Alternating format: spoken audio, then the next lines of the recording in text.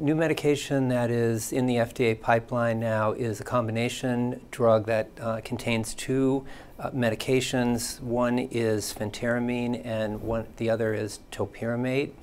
Both medications are familiar to us and familiar to physicians and care providers in general because they've been around a long time. The information we're getting now from the companies that are developing, or the company that is developing the combination drug, is that it does have a modest effect on in terms of helping patients with weight loss taken in combination. The concerns now and what the FDA is working on is the safety profile of the medications being given together. The idea of helping patients with serious weight problems with medication has been around for a long time, and medications have been suggested for use that have really no known research-proven effect on weight, and medications have been used that seem to have sort of minimal to maybe modest effects in terms of helping people with weight. More recently, as we move toward more evidence-based medicine, where really we want to be prescribing things that we know a lot about the effect beforehand and know a lot about the absence of important side effects beforehand, we sort of put more of a burden on ourselves to be much more knowledgeable about what we're offering to patients. In this particular situation with weight loss medications, or by that I mean medications that have an impact on appetite and on what we call satiety, which is, let's say, a feeling of fullness, we know from history that these medications tend to have certain side effects that one might predict and certain side effects that are not so predictable. In looking at these medications, there's always a concern about important side effects, especially for these morbidly obese patients who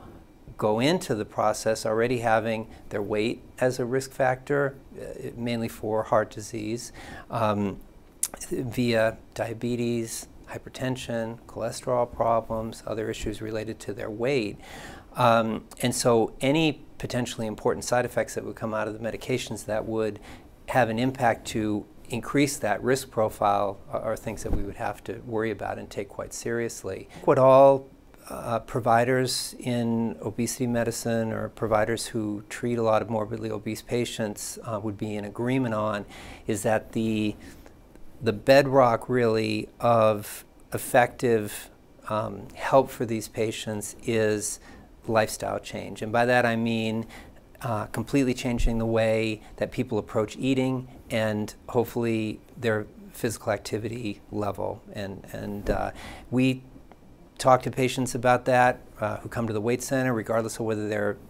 just interested in a lifestyle-based program, or even if they're interested in weight loss surgery. And certainly if we're talking about any kind of weight loss medications, the lifestyle change piece of it has to really be the centerpiece around which everything else kind of is built. With weight loss medications, again, it's something that potentially can help people in terms of that impact that it may have on appetite and fullness, but as time goes by, patients again are going to become more and more dependent in terms of their long-term success on changes that they can stick with permanently. And with any intervention, be it lifestyle-based, surgical, or medication associated, the people that get great long-term results are the people who are making the biggest changes and doing the best job sticking with them.